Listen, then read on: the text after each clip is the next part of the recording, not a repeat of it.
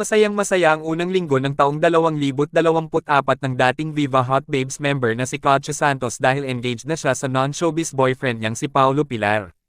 Sa online account ni Katja nitong Biyernes, January 5, 2024, ipinost niya ang mga kuhang larawan ng mag-propose sa kanya si Paulo sa Japan, sa kalagitnaan ng kanilang holiday trip kasama ang kanyang pamilya at anak na si Tala.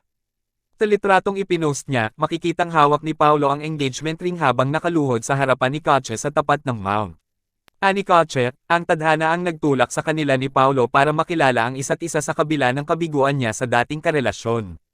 Mababasa sa caption ni Katja sa kayang social media account, Aniya, it all started in 2004. They say it was love at first sight, but I truly believed it was destiny. Now I understand whatever happened in the past needed to happen. The universe has its own way of bringing us back together. We still headed in the same direction. I loved you once, I love you still. I always have, I always will, to forever my Pangay. Sa hiwalay na post, ibinahagi rin ni Paulo ang pagsagot ng matamis na, oo, sa kanya ng aktres.